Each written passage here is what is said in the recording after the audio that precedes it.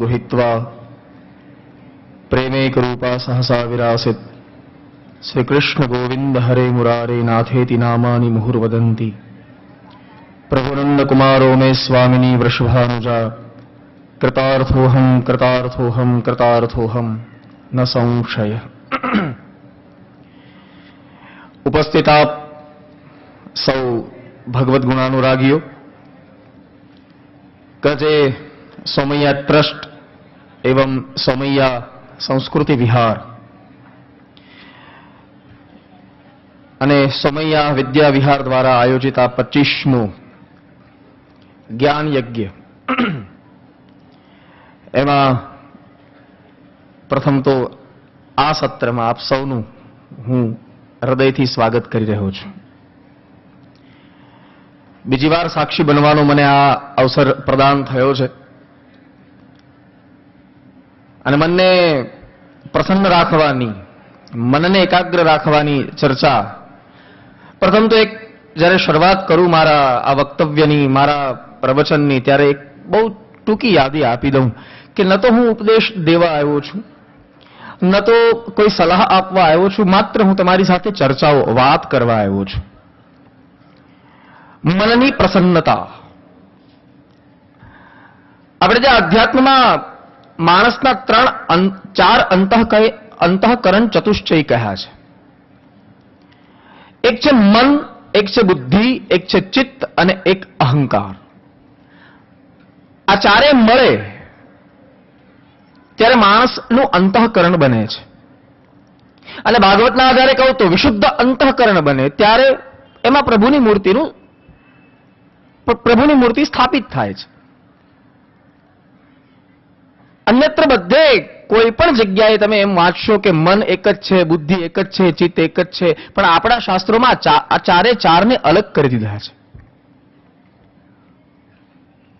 એક સંત તો એમ પણ કહે છે કે મન હોતું નથી. આ થોડી પૂર્વ ભૂમિકા બાંધી રહ્યો છું આજના આ ટોપિકની. મન હોતું નથી. જ્યારે વિષય સામે આવે ને ત્યારે મન બને છે. આપણા શરીરમાં એવી કોઈ જગ્યા ખરી કે જ્યાં મન છે? આપણે બધા એમ કહીએ, મનનું સંબોધન જ્યારે કરવાનું હોય ત્યારે આપણે મસ્તિષ્ક પર હાથ લઈ જઈએ છીએ કે ભાઈ અહીંયા મન છે. કોઈ જોયું નથી, વિજ્ઞાન પણ સાબિત નથી કરી શક્યું કે મન જેવું કોઈ પાર્ટ આપણા શરીરમાં હોય. છતાં શરીર ચાલે છે એનું એક કારણ મન પણ છે, નકારી શકાય પણ નહીં. આ વાતને કેવી રીતે નકારવી? મન, બુદ્ધિ, ચિત્ત અને અહંકાર, આપણા અધ્યાત્મએ આ ચારે ચારને છૂટા પાડ્યા છે. થોડા બે અર્થ આપી રહ્યો છું, જરા કૃપા કરીને ધ્યાન આપજો. મન ઈચ્છા કરે, ચિત્ત એનું ચિંતન કરે, એક કાર્યને સંપન્ન કરવા અથવા એ કાર્યને સિદ્ધ કરવા માટે બુદ્ધિ પ્રેરણા કરે અને કાર્યની નિષ્ફળતા અને સફળતા પર અહંકાર નિર્ભર છે. આ એક આ છે.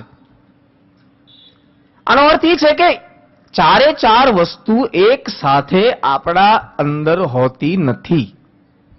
પહેલા મન બને. કોઈ પણ વસ્તુ જોઈએ, મીઠાઈ ખાવાની ઈચ્છા થઈ. આ ઈચ્છા જે છે ને એ મન છે.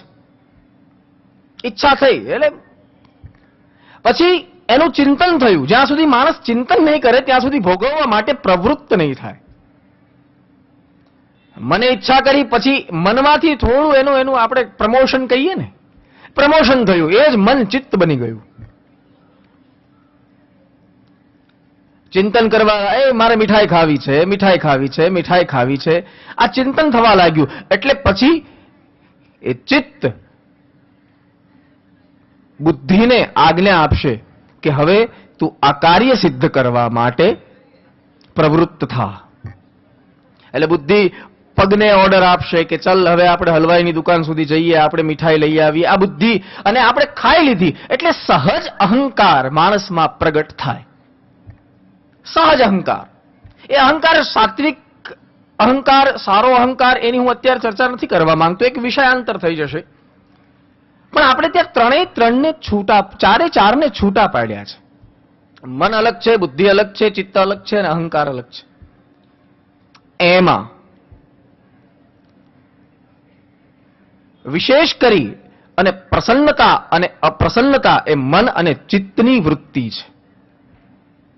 માણસ રાજી, આપણે બહુ સાદી ભાષામાં કહીએ, આપણી દેશી ભાષામાં કહીએ તો રાજીપો, અંતરનો રાજીપો, અંદરથી જે માણસને રાજીપો પ્રગટ થાય, આનંદ મળે, એ મન અને ચિત્ત ઉપર નિર્ભર છે.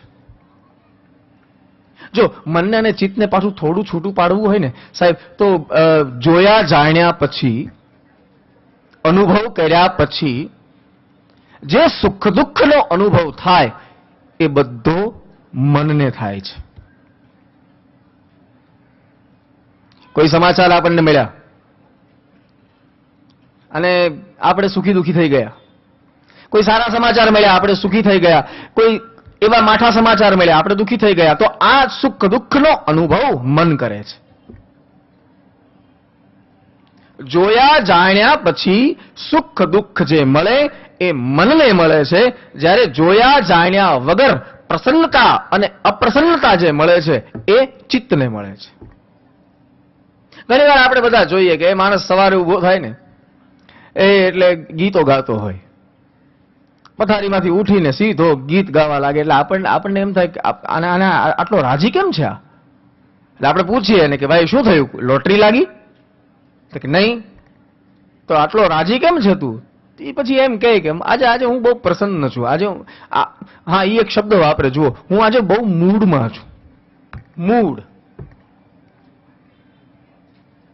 આ મૂડ જે છે ને આ ચિત્તને અસર કરે છે. ચિત્તથી મૂડ આવે છે. કઈ ઘટના નથી ઘટી, કઈ લાભ થયો નથી, કઈ હાનિ થઈ નથી, છતાં માણસ સુખ દુઃખનો અનુભવ કરે, પ્રસન્નતાનો અનુભવ કરે, એ ચિત્ત છે. અને કોઈ સમાચાર મળે અને પછી આપણે સુખી દુઃખી થઈએ, આ મન છે. બંને જોડાયેલા છે, બંને બહુ સૂક્ષ્મ તફાવત છે, બહુ ઝાઝો તફાવત નથી. સુખ પણ મનમાંથી જ જાગે છે, દુઃખ પણ મનમાંથી જ જાગે છે, પ્રસન્નતા પણ મનમાંથી જ જાગે છે અને અપ્રસન્નતા પણ મનમાંથી જ જાગે છે. ચારે ચાર વસ્તુ. બેન બોલતા હતા અત્યારે સંસ્કૃતમાં, મને બહુ સારું લાગ્યું. બહુ એમણે એક પ્રસન્નતાની જગ્યાએ એક શબ્દ વાપર્યો, પ્રસાદ. પ્રસન્નતા બોલતા હતા મનની પ્રસન્નતા જ, પણ એમણે પ્રસન્નતા શબ્દ ન વાપર્યો, એમણે શબ્દ વાપર્યો પ્રસાદ. ગીતામાં એક સૂત્ર મળ્યું છે, પ્રસાદસ્તુ પ્રસન્નતા. પ્રસન્નતા જ પ્રસાદ છે અને પ્રસાદ જ પ્રસન્નતા છે. પ્રસાદ એટલે સીધી સાદી ભાષામાં અર્થ કરવો હોય ને તો ભગવાનના ઘર તરફથી જે આવે એનું નામ પ્રસાદ. કવિઓ તો એમ પણ કહે છે પ્રભુના સાક્ષાત દર્શન એટલે પ્રસાદ. પણ હું એ બધી ચર્ચામાં નથી જતો. પ્રભુના ઘર તરફથી આવેલી કોઈ પણ વસ્તુ એને પ્રસાદ કહેવાય. આપણે મંદિરમાં જઈએ અને પૂજારી આપણને સાકરિયા દાણા આપે તો એને શું કહેવાય? પ્રસાદ કહેવાય. અને પ્રસાદથી પ્રસન્નતા આવે છે. પ્રસાદથી પ્રસન્નતા આવે, આ થોડી દૂરની વાત થઈ ગઈ. પ્રસાદ જ પ્રસન્નતા છે. ખાધા પછી જો આનંદ ન આવે તો એ પ્રસાદ નથી. ચિત્ત સહજમાં પ્રસન્ન થઈ જાય, ભગવાનના દર્શન કરીએ, આપણે ભગવાનનું કર્મ કરીએ, ભગવાન સંબંધી કાંઈ પણ કાર્ય કરીએ અને આપણે પ્રસન્ન થઈએ, એનું નામ જ છે પ્રસાદ. બસ એ ચિત્તને અનુભૂત છે. કીધું ને, સવારે માણસ ઉઠે અને એની મેળે રાજી હોય, એની મેળે કાંઈ જ ન ઘટના ઘટી હોય. આપણે તો પૂછવું પડે કે ભાઈ શું થયું, તને લોટરી લાગી, કંઈક સારો ફાયદો થઈ ગયો? બોલે કાંઈ નહીં, આજે હું મૂડમાં છું. અને ઘણા લોકો સવારે ઉઠે તો ઓલું દિવેલ પીધેલું મોઢું લઈને ઉઠે અને એ આપણે પૂછીએ કે ભાઈ શું થયું, કોઈ કંઈ કીધું, કોઈ કંઈ ગાળો આપી, તને નુકસાન ગયું કાંઈ? તો કે કાંઈ નહીં, બસ આજે મને બોલાવતા નહીં. કેમ? તો બોલો મારું મૂડ નથી. લે, એટલે પછી આપણને કહેવાની ઈચ્છા થાય કે તારો મૂડ ક્યારે હતો કે આજે હોય? બસ આ પ્રસન્નતા માણસ આખું જીવન કાઢે છે સાહેબ, આખું જીવન અપ્રસન્નતામાં. એક બે દિવસ કાઢે ને મૂડ વગરના તો સમજી શકાય, પણ સાહેબ આ જગત માં ઘણા લોકો 80-80, 90-90 વર્ષ મૂડ વગરના કાઢી નાખે છે. બધા ઓઠે એવું ઓઠીએ, બધા પહેરે એવું પહેરીએ, બધા જે અત્યારે કોમ્પિટિશનનો જમાનો છે, બધા કરે એવું આપણે કરીએ, છતાં રાજી કોઈ નથી, આનંદ કોઈ નથી.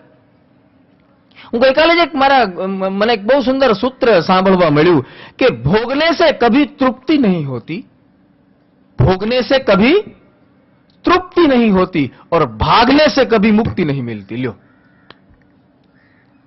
હાડો હાડ ઉતરી જાય એવું. મનને તો તમે જેટલું આપશો, જેટલું એને અનુકૂળતા કરી આપશો ને, મન એટલું પોળું થશે. મનનું એવું છે, મન ધરાતું નથી. મનની એક ફરમાઈશ તમે પૂરી કરશો એટલે 1 કલાક પછી મન બીજી 10 ફરમાઈશ લઈને ઊભું હશે. લ્યો, એની માટે આપણું અધ્યાત્મ એક જવાબ આપે છે કે જો પોતાના મનને માણસ નિગ્રહ કરી લે. હું કંટ્રોલ શબ્દ નથી વાપરતો, હું મન માટે જીતવાનો શબ્દ નથી વાપરતો કે મનને જીતી લે એવો શબ્દ, કારણ કે મન બહુ પ્રબળ છે, બહુ પ્રબળ છે. આપણે તો બહુ સામાન્ય માણસો છે, મોટા મોટા સંતો મનને જીતી નથી શક્યા સાહેબ, તો આપણે તો કઈ વાડીનો મૂળો. એટલા માટે જીતવાનો શબ્દ હું નથી વાપરતો, મનનો નિગ્રહ.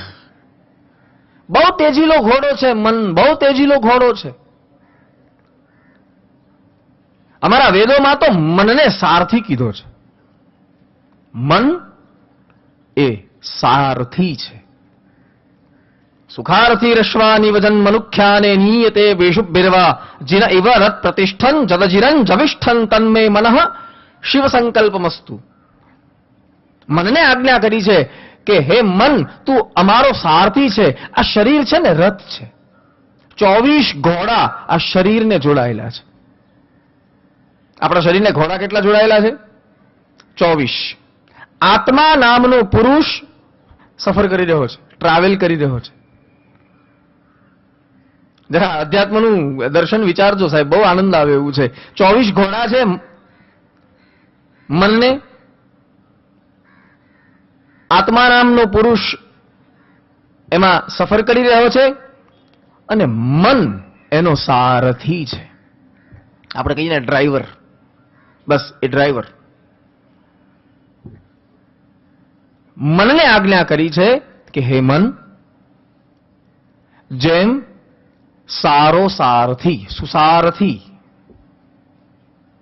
જેમ સારો સારથી પોતાના માલિકને નિયત સમયે નિયત સ્થાને પહોંચાડી દે, એવી રીતે મન તું પણ એવા શુભ સંકલ્પ કર કે જેથી કરી અને આ આત્મા નામનો પુરુષ જે રથમાં બેઠો છે ને, એ નિયત સમયે નિયત સ્થાને પહોંચી જાય. તન્મે મનઃ શિવ સંકલ્પમસ્તુ. શિવ શબ્દનો અર્થ છે કલ્યાણકારી. એવા કલ્યાણકારી તું સંકલ્પો કર જેથી કરીને અમે અમારા ગંતવ્ય સ્થાને નિયત સમયે પહોંચી જઈએ. સાધન અને સાધ્યની ચર્ચા છે સાહેબા. સાધન પણ સારું હોય, સાધન આપણી પાસે બહુ સારું હોય. અત્યારે તો કેવી કેવી ગાડીઓ નીકળી છે. હા લીલાબા, કેવી કેવી ગાડીઓ છે અત્યારે તો. આપણને આશ્ચર્ય થાય કે આ આટલી બધી મોંઘી ગાડી. સાધન બહુ સારું છે, પણ સાધ્ય જો ખરાબ હશે ને તો પણ મનની પ્રસન્નતા નહીં આવે. અને સાધ્ય બહુ ઉત્તમ હશે, પણ સાધન જો ખરાબ હશે ને તો પણ મનની પ્રસન્નતા નહીં આવે, લક્ષ્ય સિદ્ધ નહીં થાય. આ થોડું અઘરું થઈ ગયું ને. હા, હું એને સરળ કરવાની પ્રયત્ન કરી રહ્યો છું. આપણી પાસે ઊંચામાં ઊંચી ગાડી હોય, મોટામાં મોટી ગાડી, મોટી એટલે મોંઘામાં મોંઘી ગાડી. અત્યારે મોંઘામાં મોંઘી ગાડી કઈ હશે માર્કેટમાં? BMW. મેં એના કરતા એક મોંઘી ગાડીની ચર્ચા સાંભળી છે, રોલ્સ રોયસ. ઈ મોંઘી કે BMW મોંઘી? હા, રોલ્સ રોયસ મોંઘી ને? હા, રોલ્સ રોયસ આપણી પાસે હોય, વિચારો. હા, વિચારો. વિચારવામાં શું જાય છે? આપણે ક્યાં ખરીદવી છે? રોલ્સ રોયસ આપણી પાસે હોય, કેટલું ઉત્તમ સાધન છે આપણી પાસે, કેટલું ઉત્તમ સાધન છે. આહા, રોલ્સ રોયસ. આના જેવી તો બીજી કોઈ ગાડી જ નહીં જગતમાં. આવી ઊંચામાં ઊંચી ગાડી આપણી પાસે હોય. આપણે ચલાવતા હોઈએ અને આપણને એક મિત્ર સામે મળે એટલે આપણે ઊભા રહીએ અને ઈ આપણને પૂછે કે ક્યાં નીકળ્યા, ક્યાં જાઓ છો? ત્યારે આપણે એમ કહીએ માર્કેટમાં મૂળા લેવા જવું છે. સામે માર્કેટ છે ને, એમાં મૂળા લેવા જવું છે. કેવું લાગે? વિચિત્ર લાગે ને.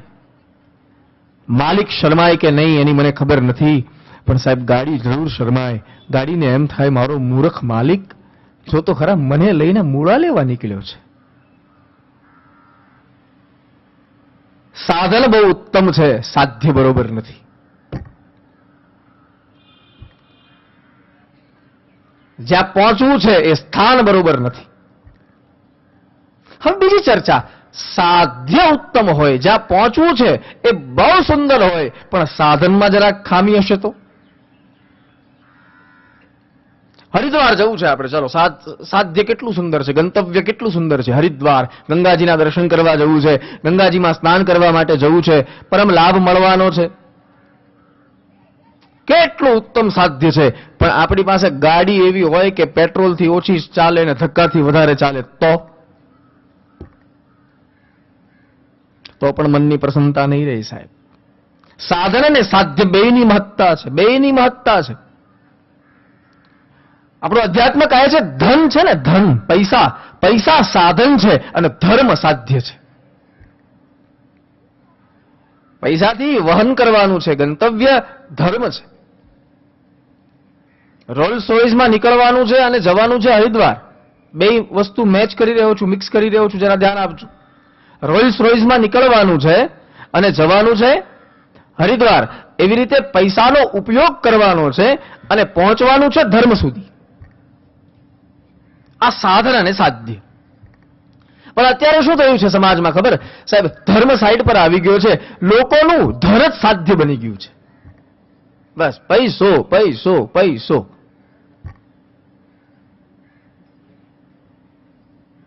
પછી વક્રતા આવે જ ને સાહેબ. ભગવાને બે વસ્તુ આપણને આપી છે, ધર્મ અને ધન. બંનેનો ઉપયોગ કરવા. ભગવાને ના નથી પાડી કમાવાની. આપણો વેદ કહે છે શતમ હસ્તેન સંકીર્ણ. શતમ એક બે નહીં, 100 હાથે કમા. તારામાં તાકાત હોય એટલું કમા. કમાવામાં કોઈ વાંધો નથી. ભગવાન કહે તું કમા તો હું રાજી થાઉં. કે મેં તને હાથ આપ્યા છે તે એનો સદુપયોગ કર્યો. ઘણા લોકો હાથ આપ્યા તો માત્ર ખાવા માટે જ ઉપયોગ કરે છે એનો. ભગવાન બહુ રાજી થાય. ભગવાન એમ કે તું કમા, કોઈ ચિંતા નહીં. શતમ હસ્તેન સંકીર્ણ. પણ પાછો સહસ્ત્રે સમાચરેત. જ્યારે વારો આવે ને વાપરવાનો ત્યારે પાછો 1000 હાથે તું વાપરી લે. 1000 હાથે વાપરી લે. બે વસ્તુ ભગવાને આપણને ગિફ્ટમાં આપી છે. જો આપણી લૌકિક ભાષામાં વાત કરું ને, લૌકિક, બિલકુલ લૌકિક ભાષામાં જો મારે વાત કરવી હોય ને તો હું એમ કહું કે આપણે કોઈના લગ્ન પ્રસંગમાં જઈએ, એટલે કે અથવા આપણે ત્યાં કોઈ લગ્ન પ્રસંગમાં કે કઈ પણ પ્રસંગમાં આવે, પછી અત્યારે એક રિવાજ નીકળ્યો છે રિટર્ન ગિફ્ટનો. કે ઓલો જે લગ્નમાં આવ્યો છે એ તો કંઈક ગિફ્ટ લઈને આવે કે નહીં આવે, પણ હમણાં એવો એક રિવાજ નીકળ્યો છે કે યજમાન પોતે ગિફ્ટ આપે. Return gift. રિટર્ન ગિફ્ટ જ કહેવાય ને એને, રિટર્ન ગિફ્ટ. બસ ભગવાને સૃષ્ટિ બનાવીને પછી દેવ, દાનવ, મનુજ, દનુજ, સર્પ, કિન્નર, ગંધર્વ બધા ભગવાનને થેન્ક યુ કહેવા ગયા. ભગવાન તમે સારું થયું, તમે મને આમને સૃષ્ટિ બનાવી આપી, એટલે અમે શાંતિથી અહીંયા રહેશું. એ મળવા ગયા ને બીજી વાર, થેન્ક યુ કહેવા ગયા ને ત્યારે ભગવાને 2 રિટર્ન ગિફ્ટ આપી કે તમે આવ્યા છો ને એટલે હવે 2 વસ્તુ લઈ જાઓ. કઈ કઈ? ધર્મ અને ધન. ધનથી તમારું જગત સુંદર બનશે અને ધર્મથી તમારું અંતઃકરણ શુદ્ધ બનશે. 2 વસ્તુ, ધર્મ અને ધન. પણ તકલીફ એ થઈ ગઈ કે ધર્મને લોકો ભૂલી ગયા અને માત્ર ધનને સાધ્ય બનાવી રાખ્યું. જે સાધન હતું એને જ સાધ્ય કરી નાખ્યું. જેના દ્વારા પહોંચવાનું હતું એને જ ગંતવ્ય કરી નાખ્યું. એક ભાઈને મેં કથા સાંભળી હતી. એક ભાઈને ઓલો ચર્મ રોગ થયો, ખજવાળનો રોગ થયો. ખજવાળ ના શરીરે ઉપડી. ડોક્ટર પાસે ગયો. ડોક્ટરને જઈને કીધું કે સાહેબ ખબર નહીં કઈ ખવાઈ ગયું કે કોઈ એલર્જી થઈ કે કઈ ખ્યાલ નથી આવતો, શરીરમાં ખજવાળ બહુ આવે છે. ડોક્ટરે તપાસ કરી અને પછી ડોક્ટરે 2 દવા આપી કે આલે ભાઈ આ 2 દવા આપું છું. આ દવા છે ને આ હલાવીને ઘોળીને પીજે અને આ બીજી દવા છે ને એને તું શરીર પર ચોપડજે. એક હલાવીને ઘોળીને પીવાની, એક શરીર પર ચોપડવાની. આ ભાઈ ઘરે આવ્યો, ઘરે આવીને ભૂલી ગયો કે આમાં પીવાની કઈ હતી અને ચોપડવાની કઈ હતી. એટલે જે પીવાની હતી ને એને ચોપડી અને જે ચોપડવાની હતી એને હલાવીને પી ગયો. દર્દ શાંત થવાને બદલે વધી ગયું, વકરી ગયું. બીજે દિવસે પાછો દોડતો દોડતો ડોક્ટર પાસે ગયો. ડોક્ટરને જઈને કીધું કે સાહેબ આ દર્દ શાંત થવાને બદલે વધી ગયું, વકરી ગયું. બોલે મેં દવા આપી હતી તે લીધી હતી? બોલે હા મેં દવા લીધી હતી. તો આવું થવું ન જોઈએ. આ કેમ થયું? કેવી રીતે લીધી તું એ દવા? મને બતાવ તો જરા. એટલે ઓલા મરીઝે કીધું કે સાહેબ મેં આ ગોળીને પીધી અને આ ગોળી આ લગાવી મેં મારા શરીર પર. ડોક્ટરે કીધું મૂર્ખ, મેં તને આ ગોળીને પીવા નહોતી કીધી, મેં તને આ લગાવવા કીધી હતી અને આ પીવા કીધી હતી. જેને પીવા કીધી હતી એ તું લગાવીને બેઠો અને જેને લગાવવા કીધી હતી એ તું પીને બેઠો. પછી દર્દ વકરે જ ને, દર્દ વધે જ ને, રિએક્શન આવે જ ને. બસ ભગવાને આપણને ધરતી પર મોકલ્યા ને 2 ઔષધિ લઈને મોકલ્યા છે, ધર્મ અને ધન. અને ભગવાને મોકલ્યા ને ત્યારે કીધું તું કે તું છે ને ધર્મને ઘોળી ઘોળીને પીજે અને ધનને માત્ર શરીર પર ચોપડજે. પણ આપણે આવીને ઊંધું કરી નાખ્યું. ધનને ઘોળી ઘોળીને પી ગયા અને ધર્મને માત્ર ટીલા ટપકામાં ચોપડી રાખ્યો. એટલે દર્દ શાંત થવાને બદલે આપણું દર્દ વધી ગયું, વકરી ગયું દર્દ આપણું. ધર્મ ઘોળીને પીવાની વસ્તુ છે, એના જગ્યાએ અત્યારે માત્ર તિલકમાં ધર્મ રહી ગયો છે.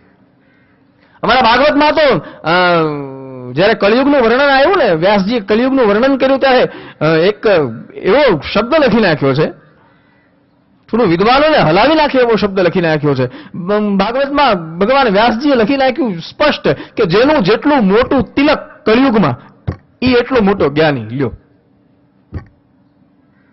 પાખંડ નિરતા સંતો વિરક્તા સપ પરિગ્રહ, આવું ભાગવતમાં લખ્યું છે.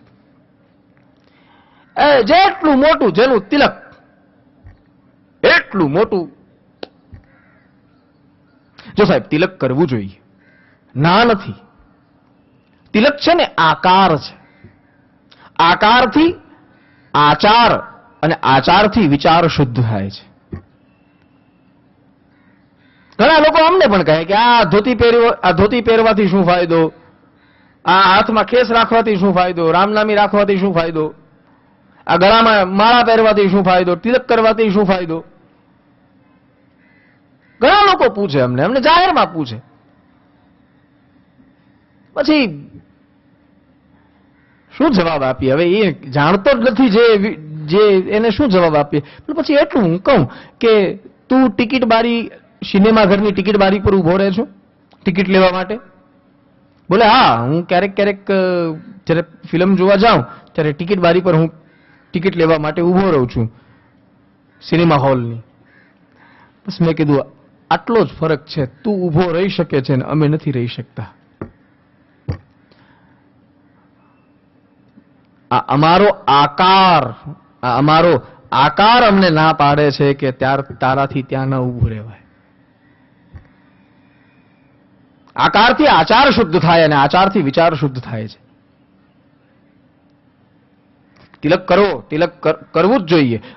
સંપ્રદાયવાદની વાત નથી કરતો, કોઈ સંપ્રદાયવાદની વાત નથી કરતો. તમને આનંદ આવે કરો, મનની પ્રસન્નતા માટે પહેલી વસ્તુ તમને જે નજીક પડે ને એને પકડી લો. આ સોમૈયા વિદ્યા વિહારમાં આવવાના અથવા સોમૈયા કોલેજના આ પટાંગણમાં આવવાના અગણિત રસ્તા હશે. કેટલા બધા રસ્તા હશે. આમથી અવાય, આમથી અવાય, બધીથી અવાય ને. કોઈ આમથી આવે, કોઈ આમથી આવે, કોઈ આમથી આવે, કોઈ અહીંથી આવે. અગણિત રસ્તા અહીંયા સુધી પહોંચવાના છે. પણ આપણે કયો માર્ગ ઇખ્તિયાર કરીએ છીએ? આપણે એ જ માર્ગ લેશું જે આપણને નજીક પડે. બાકી આવવાનો તો ઘણા માર્ગો છે સાહેબ, ઘણા. આપણે બસ આપણને નજીક પડે ને, જલ્દી પહોંચી જવાય, વધારે સમય બગડે નહીં એવો માર્ગ આપણે લઈએ. બસ ધર્મની બાબતમાં પણ આવું જ રાખો. જે નજીક પડે ને એને અપનાવી લ્યો. આપણી સમજમાં જે આવી જાય ને એને અપનાવી લ્યો. ગતાનુગતિ નહીં, ગતાનુગતિ મહેરબાની કરીને નહીં સાહેબ. હવે આવું કહેવું પડશે. નવી જનરેશન માટે આવી વ્યાખ્યાઓ હવે કહેવી પડશે સાહેબ. ગતાનુગતિ નહીં, કૃપા કરો. ગતાનુગતિ એટલે ગાડરિયો પ્રવાહ. ગાડરિયો પ્રવાહ એટલે જે બાજુ ટોળું વળે આપણે પણ એ બાજુ વળી જઈએ. લ્યો, આનું નામ ગતાનુગતિ. કુંતાજી ભાગવતમાં બોલ્યા છે કે કૃષ્ણ બધા ભલે ગમે એ કહે પણ હું તમને ઈશ્વર માનું છું. મારી બુદ્ધિથી મેં નક્કી કર્યું છે તમારી પ્રત્યેક ચેષ્ટા, તમારા પ્રત્યેક વાક્ય અને તમારા પ્રત્યેક કાર્યના ઉપરથી મેં નિર્ણય કર્યો છે કે કૃષ્ણ તમે ઈશ્વર હોવા જોઈએ અને તમે જ ઈશ્વર છો. હું ઉછીની બુદ્ધિ પર જીવનારી મહિલા નથી. કુંતાજી બોલ્યા છે ભાગવતમાં. બુદ્ધિથી નિર્ણય કરી લ્યો. અને ઉપનિષદ કહે છે 3 જગ્યાએ ખાસ માણસે બુદ્ધિથી નિર્ણય કરવો. 3 જગ્યાએ ખાસ. 1 સંત, 1 શાસ્ત્ર અને 1 પરંપરા. સમજ્યા વગરનો સંત નકામો, સમજ્યા વગરનું શાસ્ત્ર નકામું અને સમજ્યા વગરની પરંપરા નકામી. અત્યારે આપણે શું થઈ ગયું છે સાહેબ કે આ સંતને હજારો લોકો પ્રણામ કરે છે એટલે મારે કરવા જ જોઈએ.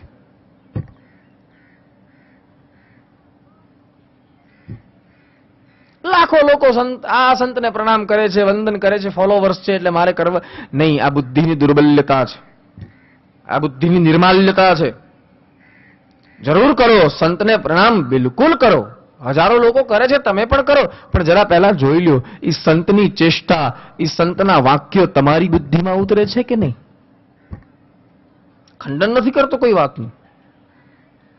હજી પણ આ પૃથ્વી પર પગ મૂકે અને પૃથ્વી પાવન થાય એવા મહાપુરુષો વિચરણ કરે છે. જરૂર ગંગાજલ બધાના પાપ ધોઈને મેલું થઈ ગયું હોય ને તો કદાચ આવો એકાદ સંત એમાં સ્નાન કરે ને તો ગંગાનું જળ પણ પવિત્ર થઈ જાય. આવા સંતો પણ હજી આ પૃથ્વી પર છે. હું વાત નકારતો નથી, પણ એ સંતની ચેષ્ટાઓ, એ સંતના વાક્યો, એ સંતની સમજણ આપણી બુદ્ધિમાં ઉતરે છે કે નહીં પહેલા જોઈ લો. નહીં તો પછી શું થશે? આપણે ગોટે ચડશું. બીજાને કોઈ વાંધો નથી, આપણને પ્રોબ્લેમ થશે. અને આ નીકળ્યું છે ને, આ ટોપિક નીકળ્યો છે આ, એટલે એક ચર્ચા કરી લઉં કે સાધનાના કેન્દ્રમાં સર્વદા ઈશ્વરને રાખજો. સાધનાના કેન્દ્રમાં કોઈ વ્યક્તિ નહીં. અત્યારે સમાજમાં વ્યક્તિલક્ષી પૂજા શરૂ થઈ છે સાહેબ. વ્યક્તિ, ઘણા લોકો એમ કહે છે, ઘણા એમ કહે છે કે મારા સુધી આવો, આગળ જવાની જરૂર નથી. હું જ સર્વસ્વ છું, મારી સુધી આવી જાઓ એટલે તમને ભગવાન મળી ગયા, હું જ ભગવાન છું. આવા કહેનારા ઘણા મળશે.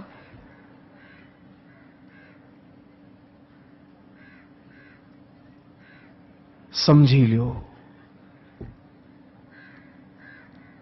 એ આપણને એમ કહે કે મારા સુધી આવો ને, બસ મારા સુધી આવો ને, કોઈ વાંધો નહીં, બસ પછી તમારે ક્યાંય જવાની જરૂર નથી. મેં એક કથા સાંભળી હતી, તમે પણ સાંભળી હશે. અમેરિકામાં એક ટ્રક ભૂલી પડી. એક ટ્રક અમેરિકામાં કંઈક રસ્તો ખોવાઈ ગયો અને ભૂલી પડી. ઘણા બધા ચક્કર માર્યા પણ રસ્તો પાછો જડ્યો નહીં. એટલે ટ્રકનો ડ્રાઈવર એટલો સજ્જન માણસ હતો, એટલો ખાનદાન માણસ હતો કે એણે એક બોર્ડ લખ્યું ટ્રકની પાછળ કે I am lost, don't follow me. I am lost, don't follow me. હું ભૂલો પડ્યો છું, મહેરબાની કરીને મને મારું કોઈ અનુકરણ નહીં કરતા, અથવા તો મારી પાછળ કોઈ આવતા નહીં. આઈ એમ લોસ્ટ, ડોન્ટ ફોલો મી. બસ આ બોર્ડ છે ને, આપણા હિન્દુસ્તાનમાં ઘણા નહીં, પીઠ પર મારવા જેવું છે કે I am lost, don't follow મી. પોતે ભટકે છે અને પાછા આપણને રાહ બતાવે છે. પોતે ભટકે છે, પોતાને પાછા આપણને એમ કહે કે મારા સુધી આવો, આગળ જવાની જરૂર નથી. અત્યારે તો ભગવાન વેચવાની ક્રિયા થઈ રહી છે સાહેબ. ભગવાન વેચવાની ક્રિયા, કોર્સ ચાલે છે, કોર્સ. હા, 10 દિવસમાં ઈશ્વરની અનુભૂતિ, અને પ્રીમિયમ થી લ્યો તો 7 દિવસમાં લે. આવું મને તો ઘણું જાણવા મળ્યું છે, મને વાંચવા પણ ઘણું મળ્યું છે. સમજ્યા વગરનો સંત નકામો. સંતને સમજી લ્યો. હા, એકવાર તમારી સમજણમાં ઉતરી જાય ને, પછી દ્રઢતાપૂર્વક એના શરણાગત થઈ જાઓ. પછી નહીં ડગો, પછી હલો નહીં. પણ આપણે જે પ્રદક્ષિણા કરીએ ને, આપણે કોઈ મંદિરે જઈએ, કથામાં જઈએ તો વ્યાસપીઠની પ્રદક્ષિણા કરીએ, આપણે મંદિરે જઈએ તો દેવતાની પ્રદક્ષિણા કરીએ, ભગવાનની પ્રદક્ષિણા કરીએ, સંત આપણી ઘરે આવે તો સંતની આપણે પ્રદક્ષિણા કરીએ ને, પ્રદક્ષિણા. પછી પ્રદક્ષિણા કરવાનો અર્થ શું છે? પ્રદક્ષિણાનો એક તો અર્થ એ છે કે જેના ફેરા ફરીએ ને એની સાથે લગ્ન થાય. લગ્ન એટલે પ્રેમ. જેને ફેરા ફરીએ એના, એટલે આ પ્રદક્ષિણાનો એક અર્થ એ પણ લઈ શકાય. પણ એક અર્થ અત્યારે લેવો હોય તો એ પણ લઈ શકાય. પ્રદક્ષિણા કરી લ્યો એટલે ચારે બાજુથી એને તપાસી લ્યો કે પાછળથી મારે રડવાનો વારો નહીં આવે ને. કારણ કે અત્યારે ઘણાનું જીવન જાહેરમાં અલગ અને એકાંતમાં અલગ છે સાહેબ. આ સંતની વ્યાખ્યા નથી. સંતની એક બહુ સરળ વ્યાખ્યા કરવી હોય ને તો કરી શકાય. જેનું બાહ્ય અને આંતર એક હોય. એ હજારોની વચમાં બેઠો હોય તો પણ એવો જ હોય, અને એકલો બેઠો હોય તો પણ એવો જ હોય. આનું નામ છે સંત. પ્રદક્ષિણા કરી લ્યો સાહેબ. સમજ્યા વગરનો સંત નકામો, સમજ્યા વગરનું શાસ્ત્ર નકામું. આ શાસ્ત્રને હજારો લોકો સાંભળે છે એટલે મારે સાંભળવું જ જોઈએ. આ થોડી બુદ્ધિની થોડી દુર્બલ્યતા છે. ભલે હજારો લોકો એ શાસ્ત્રને સાંભળે છે, પણ એ શાસ્ત્રની વાતો તારી બુદ્ધિમાં ઉતરે છે? જરા વો ભી દેખ લો પ્યારે. અને સમજ્યા વગરની પરંપરાનું નિર્વાહન થવું જ જોઈએ, પણ પહેલા પરંપરાને સમજી લેવી. પરંપરા શું કામ છે? આપણે બહેનોને પૂછીએ કે તમે દીવો કરો છો, તો કે હા, બહેનો એમ કહે હા રોજ દીવો કરીએ છીએ, મંદિરમાં કરીએ છીએ. પછી આપણે પૂછીએ શું કામ કરો છો, તો એ એમ કહે છે મારા સાસુ કરતા હતા ને એટલે હું કરું છું.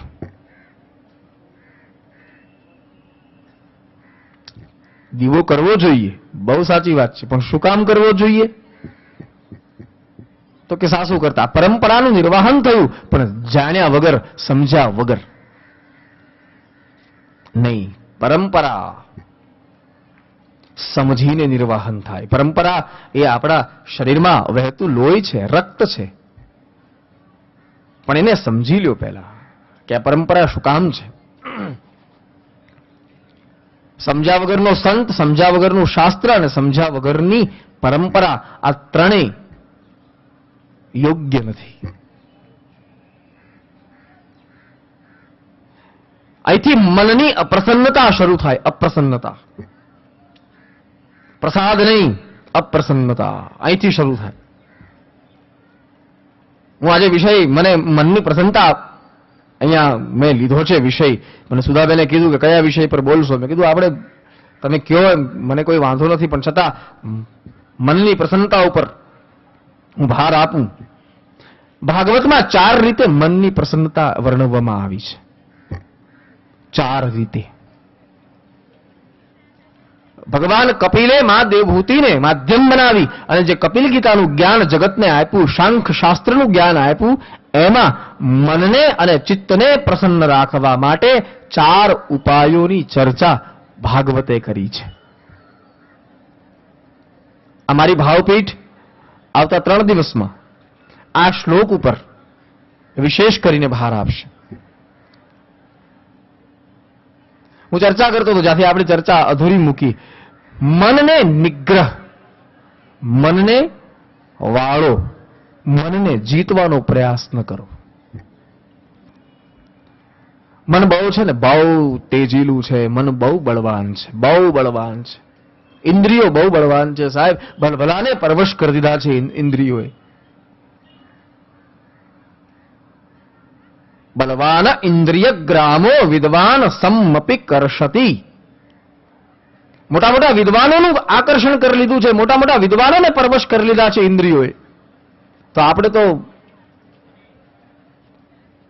મન બહુ પ્રબળ છે, એને જીતવાના. આપણી પાસે તેજીલો ઘોડો હોય ને, તેજીલો ઘોડો, તો એને કાબુ કરવાનો, એને કંટ્રોલ કરવાનો પ્રયાસ ન કરાય.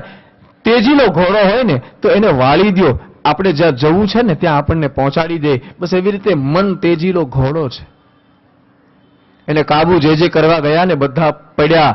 પણ જેને મનને વાળ્યું, ભોગમાંથી જેને મનને યોગ તરફ વાળ્યું, એ બધાના ગંતવ્યો આવ્યા છે.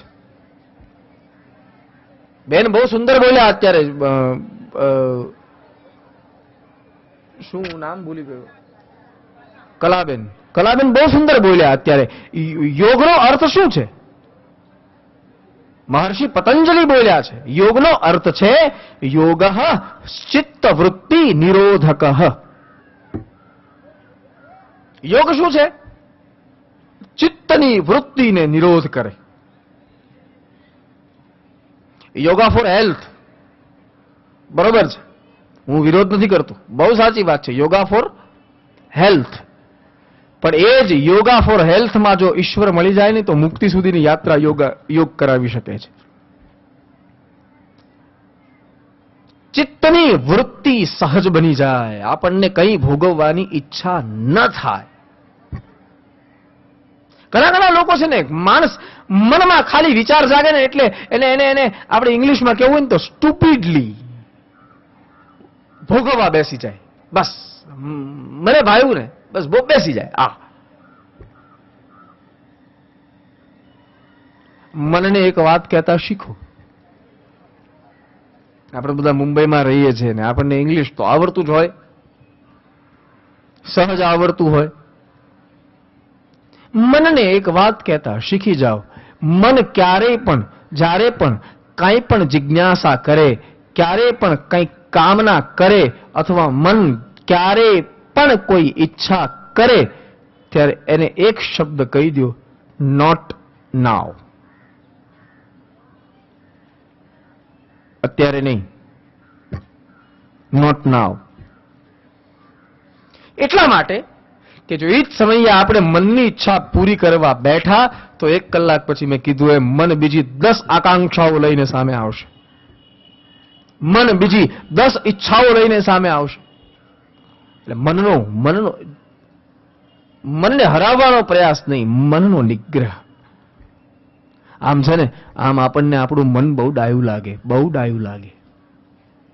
એવું ડાયું લાગે, આપણને એમ થાય કે આપણા મનમાં તો કેવા કોઈ તરંગો ઉઠતા જ નથી, કોઈ ઈચ્છા આપણું મન કરતું જ નથી. બધાને એમ થાય કે આપણને આપણું મન કેવું સૌમ્ય છે, સુંદર છે, સારું છે, સાત્વિક છે. પણ એ મનની સામે વિષય આવે એ વિલાસિકતા મનની સામે આવે, એનો મનનો વિષય મનની સામે આવે, ત્યારે મન સચવાય રહેવું એ કઠણ છે. ત્યારે કેવો, નોટ નાવ, અત્યારે નહીં. સ્વામી વિવેકાનંદના ગુરુ રામકૃષ્ણદેવ ઠાકુર પરમહંસ એક બહુ સુંદર વાત કહેતા, મન છે ને બિલાડી જેવું છે. બિલાડી, બાજોટના ઉપર બિલાડીને બેસાડો, એ સુંદર સાડી પહેરાવો, લલાટમાં ટીકો કરો, પગમાં ઝાંઝર પહેરાવો, નાકમાં નથની, કાનમાં બાલી પહેરાવો. આ રામકૃષ્ણદેવ કહેતા. માથામાં વેણી નાખો ઓલું ફૂલની, અને પછી એની આરતી ઉતારો.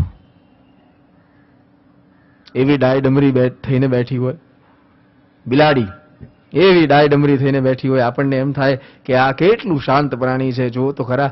પણ ક્યાં સુધી? જ્યાં સુધી એની સામેથી ઉંદર ન નીકળે ત્યાં સુધી. એકવાર ઉંદર બિલાડીની નજરમાં આવ્યો પછી એ જ બિલાડી, એને વિચાર નહીં આવે કે મારી અત્યારે આરતી ઉતારી છે, મને સુશોભન કર્યું છે, મને શણગારી છે. એ બિલાડી ઉંદરને પકડવા માટે દોડશે. બસ આ મન છે ને આપણું બિલાડી જેવું છે. આપણને આમ તો બહુ સારું લાગે, બહુ શાંત લાગે, આપણને એમ લાગે કે સાત્વિક છે, પણ ક્યાં સુધી? ઓલો વિષય રૂપી ઉંદર જ્યાં સુધી એની સામે ન આવે.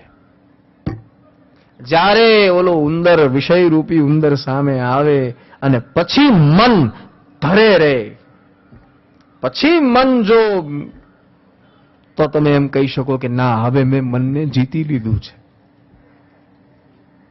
નહીં તો વિષય આવે એટલે અત્યારે બધા કેવા કેવા સુંદર બધા સાંભળી રહ્યા છે, આપણે કેવા સુંદર વાતો કરી રહ્યા છીએ. હે, હું અહીંથી બોલું છું, આપ સાંભળો છો. બધાના મન કેવા સ્થિર છે એકદમ, બધાના મન પ્રવચનમાં છે, બધાના ભગવન્મય મન છે અત્યારે. પણ અત્યારે દિવ્યાબા અહીંયા 5 કિલો પેંડા મૂકે અહીંયા અને જાહેરાત કરે કે સત્ર પૂરું થાય એટલે બધાને 5 કિલો પેંડાનો પ્રસાદ આપવાનો છે. તો આપણે લેવા ઉઠશું? મને ખબર છે કોઈ નહીં ઉઠે. આપણને મર્યાદા લાગે છે. બધા આપણને એમ થાય કે આપણી શું ઇજ્જત રહી જો આપણે અત્યારે પેંડો લેવા ઉઠીએ તો. આપણી શું ઇજ્જત રહે? ઇજ્જતને લીધે માણસ ઊભો નથી થતો, પણ મન પહોંચી જાય છે. મને એમ જ જોતું હોય કે હવે આશીષભાઈ 8 વાગે પૂરું કરે, ક્યારે પૂરું કરે, તો આ એકાદો 2 પેંડા ખાઈએ. બસ વિષય સામે આવે ત્યારે મનને મક્કમ પકડી, બસ એક જ શબ્દ, નોટ નાઉ. અત્યારે નહીં, અભી નહીં, નોટ નાઉ. હા, તારી ઈચ્છા હું પૂરી કરીશ, મનને કહેવાનું, હું ઈચ્છા પૂરી કરીશ, બિલકુલ કરીશ, પણ તું કહે ને હું કરું, હું તારો નોકર નથી. જ્યારે મને લાગશે ત્યારે હું કરીશ, અત્યારે નહીં. હા, અને હુકમ કરે ને પાલન કરે ને એને તો વેઇટર કહેવાય સાહેબ. હું તારો વેઇટર થોડો છું મનને કહી દેવાનું. તું મારું અંગ છો, હું તારું અંગ નથી. પણ આની માટે એક સાધનાની જરૂર છે, આની માટે એક સ્થિતિની જરૂર છે. નોટ નાઉ, અત્યારે નહીં. મનને પ્રસન્ન કરવાના, ચિત્તને રાજી કરવાના, પ્રસન્નતા પામવાના 4 માર્ગો કપિલ ગીતામાં ભગવાન કપિલે માં દેવહૂતિને કીધા છે. જરા ધ્યાન આપજો. 1, સ્વધર્માચરણમ શક્ત્યાઃ. સ્વધર્મનું શક્તિ અનુસાર જ પાલન કરવું. પોતાના મનને, ચિત્તને રાજી રાખવું હોય તો. જે એટલે સવારે માણસ ઉઠે ને જે મૂડમાં નથી હોતો ને, એ મૂડ લાવવો હોય તો સ્વધર્મનું, પોતાના ધર્મનું શક્તિ અનુસાર જ પાલન કરવું. શક્તિ બહાર કાંઈ ન કરવું. આ બહુ સ્પષ્ટ કપિલ ભગવાન ક્રાંતિકારી શબ્દ વાપરી ગયા છે. સ્વધર્માચરણમ શક્ત્યાઃ. શક્તિ અનુસાર જ, બસ, વધારે કંઈ નહીં. સવારે મૂડ જે આવવાની વાત છે ને એની માટે. ઘણા લોકો સવારે ઉઠે, મેં શરૂઆતમાં જ કીધું ને કે બસ એક જ વસ્તુ વિચારતા હોય, હવે મજા ક્યાં આવશે, મૂડ ક્યાં આવશે, આનંદ ક્યાં આવશે. એક વસ્તુ સમજ નથી પડતી કે ગંગા કિનારે ઝૂંપડીમાં રહેતા સંતો 24 કલાક હસે છે અને આપણી પાસે બધા પાસે 5-5 વર્ષનો સ્ટોક પડ્યો છે, છતાં આપણે રડીએ છીએ. આનું કારણ શું? એ ઝૂંપડીમાં જે રહે છે સાહેબ, એને સાંજે શું ખાશું એની ખબર નથી. લ્યો, ફિક્સ ડિપોઝિટની તો વાત અલગ ગઈ, સાંજે શું ખાશું એની ખબર નથી, છતાં એ 24 કલાક પ્રસન્ન રહે છે, 24 કલાક હસે છે. અને આપણે ઘરની બહાર ન નીકળીએ ને 5 વર્ષ સુધી તોય ઘરમાં કંઈ ખૂટે એમ નથી, આટલું પડ્યું છે, છતાં આપણી પ્રસન્નતા ક્યાં છે, છતાં રડીએ છીએ. આનું મૂળ શું? આનું કારણ શું સાહેબ? બધા ઓઢે એવું ઓઢીએ, બધા પહેરે એવું પહેરીએ, બધા ફરે એમ ફરીએ, વીકેન્ડ આવે ત્યારે મેકડોનલ્ડમાં જઈએ, ફિલ્મો જોઈએ, છતાં આનંદ નથી આવતો. કારણ શું? ઈરાનમાં એક સંત થઈ ગયા, સંત રાબિયા. જરા ધ્યાન આપજો. ઈરાન, રાબિયા નામના એક સંત થઈ ગયા. હવે એક દિવસ પોતાની કુટિયાની બહાર ફાનસ લઈને કંઈક શોધતા હતા, કંઈક ગોતતા હતા, કંઈક ખોવાઈ ગયું હશે, શોધતા હતા. એમાં 10-12 જુવાનિયાઓ નીકળ્યા અને જોઈ ગયા રાબિયાને, સંતને જોઈ ગયા, પ્રણામ કર્યા અને કીધું કે તમે શું શોધો છો? બોલે ભાઈઓ, મારો એક સિક્કો અહીંયા ખોવાઈ ગયો છે, એક સિક્કો ખોવાયો છે અને શોધું છું. એટલે બધા યુવાનિયાઓને એમ થયું, ચલો ને આપણે પણ મદદ કરીએ, અને બધા શોધવા લાગ્યા. અડધો પોણો કલાક થયો, સિક્કો મળ્યો નહીં. એટલે રાબિયાને પૂછ્યું કે આમ બતાવશો ક્યાં ખોવાયો તો, એકચ્યુઅલી એક્ઝેક્ટ ક્યાં ખોવાયો તો એ બતાવશો? ત્યારે રાબિયાએ કહ્યું, મારી ઝૂંપડીમાં. ક્યાં ખોવાયો તો? બોલે મારી ઝૂંપડીની અંદર. જુવાનીઓએ કીધું કે હદ કરો છો, સિક્કો ઝૂંપડીની અંદર ખોવાયો ને તમે અમને 1 કલાકથી અહીંયા બતાવી રહ્યા છો?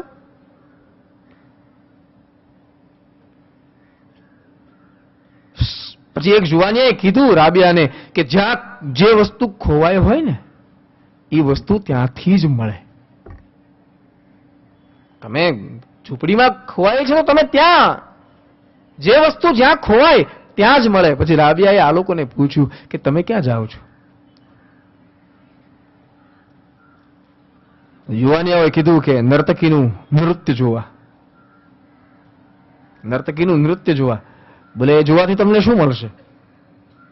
બોલે આનંદ મળશે. ત્યારે રાબિયાએ બહુ સુંદર એક જવાબ આપ્યો કે શું તમારો આનંદ ત્યાં ખોવાયો છે? તમે મને અત્યારે કહેતા હતા જે વસ્તુ જ્યાં ખોવાની હોય ત્યાંથી જ મળે, તો શું તમે ત્યાં આનંદ ખોઈને આવ્યા હતા કે અત્યારે મેળવવા જાઓ છો? આપણી તકલીફ આ છે, આપણે સંસારના સુખોને આનંદ માની બેઠા છીએ. ઘડીકમાં આપણી અનુકૂળતા મળે એટલે આપણે સુખી થઈ જઈએ, આપણની અનુકૂળતા ન મળે એટલે દુઃખી થઈ જઈએ. સુખ દુઃખ જેવી વસ્તુ આપણી ઇર્દ ગિર્દ છે જ નહીં સાહેબ, છે જ નહીં. ચોકડી મારો.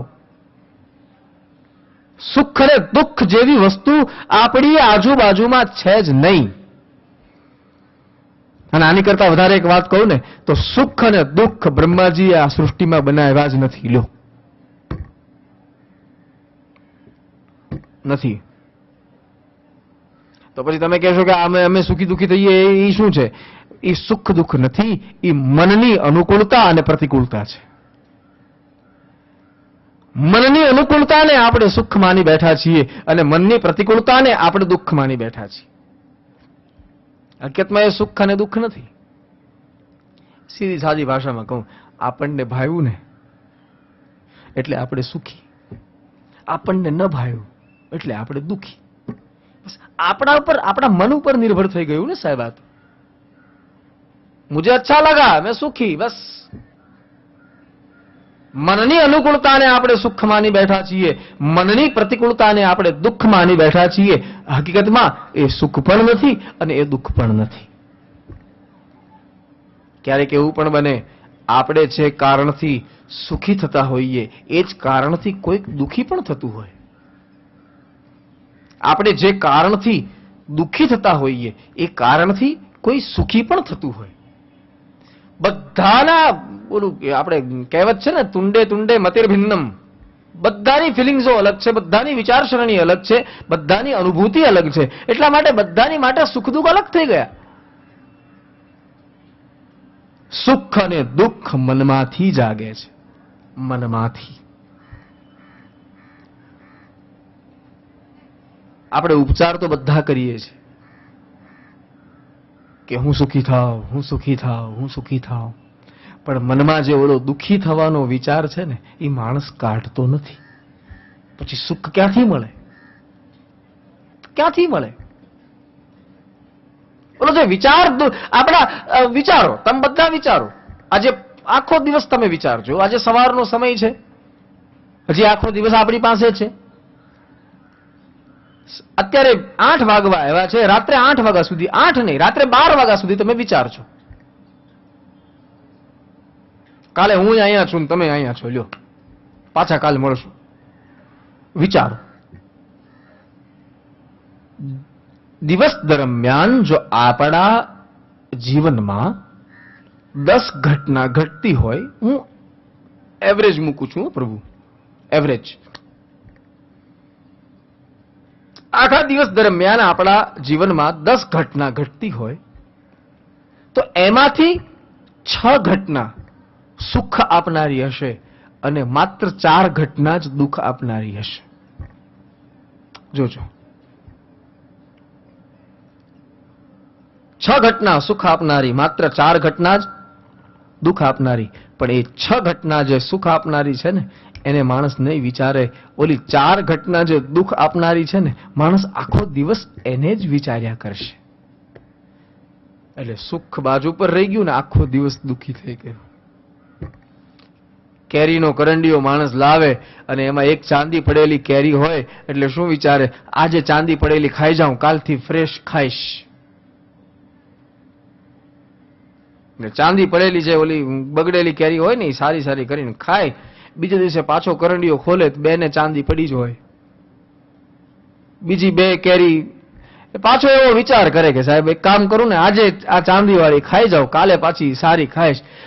આખો મહિનો એ માણસ કેરી સારી લાવ્યો હોય પણ ચાંદી વાળી ખાઈ લ્યો.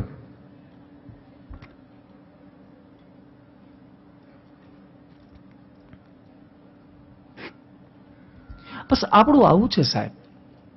4 ઘટના માત્ર દુઃખ આપનારી આપણા જીવનમાં જન્મે છે, 6 ઘટના સુખ આપનારી જન્મે છે. પણ છતાં માણસ એ સુખની ઘટના નથી વિચારતો, માત્ર દુઃખ તરફ જ પ્રેરાય છે, દુઃખ તરફ જ પ્રેરાય છે. આ પ્રસન્નતા, આ સુખ અને દુઃખ મનની અનુભૂતિ છે, મનનો વિચાર. બસ મન, બસ એ વિચાર જ કાઢી નાખો, એ વિચાર જ કાઢી નાખો. એક ભાઈને છે ને બોલો, એક ભાઈએ વીછી પાડ્યો, વીછી ખીચામાં વીછી રાખ્યો અને ખીચામાં હાથ નાખ્યો એટલે વીછીએ ડંખ માર્યો. ડોક્ટર પાસે દોડ્યો, ડોક્ટરને જઈને કીધું સાહેબ મને વીછી કરડી ગયો. ડોક્ટરે ઇન્જેક્શન આપ્યા, બાટલા ચડાવ્યા, દવા આપી. 3 કલાકે તો માંડ દર્દ શાંત થયું, માંડ શાંત થયું દર્દ. અને પછી ડોક્ટરે કીધું કે હવે દર્દ થાય છે? બોલે નહીં, હવે થોડો આરામ છે. તો બોલે જાઓ ઘરે. ઘરે આવ્યો અને પાછો ખીચામાં હાથ નાખ્યો. પેલો વીછી હતો ને એને પાછો ડંખ માર્યો. પાછો ડોક્ટર પાસે ગયો. ડોક્ટર સાહેબ વીછી કરડી ગયો. અરે ભઈલા તું હમણાં ગયો ઘરે, પાછો કેવી રીતે કરડી ગયો? બોલે સાહેબ બહુ જલન થાય છે, જલ્દી કંઈક કરો, જલ્દી કંઈક કરો. પાછો ઉપચાર કર્યો, 2-3 કલાકે પાછું દર્દ શાંત કર્યું, ત્યાં પાછો ખીચામાં હાથ નાખ્યો. બસ મારો કહેવાનો અર્થ અથવા મારો કહેવાનો સૂર માત્ર એટલો છે, આપણને ઉપચાર મંજૂર છે, પણ જ્યાં ઓલો વીછી કરડે છે એ વીછીને આપણે બહાર ફેંકતા નથી. આપણું આવું જ છે સાહેબ, આપણને ઉપચાર મંજૂર છે, પણ જે દુઃખ જન્માવે છે એવા વિચારો આપણે મનમાંથી કાઢતા નથી. ઈ જો નીકળી જાય ને તો આપણા જેવો સુખી કોણ સાહેબ?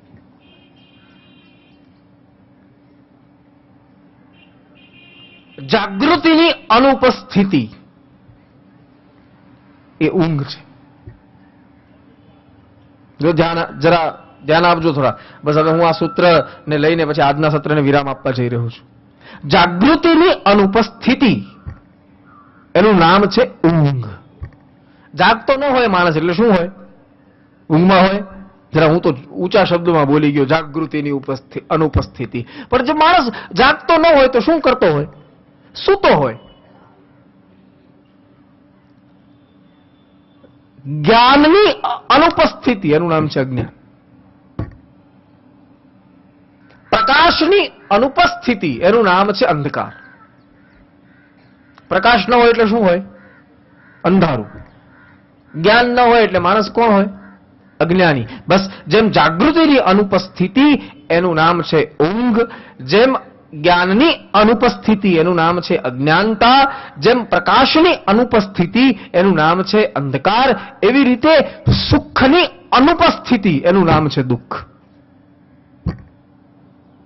જો સમજાય તો. અને જાગે છે માત્ર મનમાંથી. આ જગતમાં કોઈ આપણને સુખી નથી કરી શકતો, કોઈ આપણને આ જગતમાં દુઃખી નથી કરી શકતો. માણસનું મન જ માણસને દુઃખી કરે છે, સુખી કરે છે. એ મનને પ્રસન્ન કરવાના 4 માર્ગો: સ્વધર્માચરણમ શક્ત્યા, સ્વધર્મનું શક્તિ અનુસાર પાલન કરવું, વિધર્મશ્ચ નિવર્તનમ, વિધર્મ વિવિધા ધર્મા, એમાંથી માણસે નિવૃત્તિ લઈ લેવી, દૈવાલબ્ધેન સંતોષ, દેવ ઈચ્છાથી જે કંઈ પણ મળે એમાં સંતોષ રાખવો, અને આત્મવિત્ત ચરણાર્ચનમ, આત્મજ્ઞાની પુરુષોના ચરણની સેવા કરવી. આ 4 વસ્તુ કરવાથી માણસનું મન સહજ શાંત બને છે.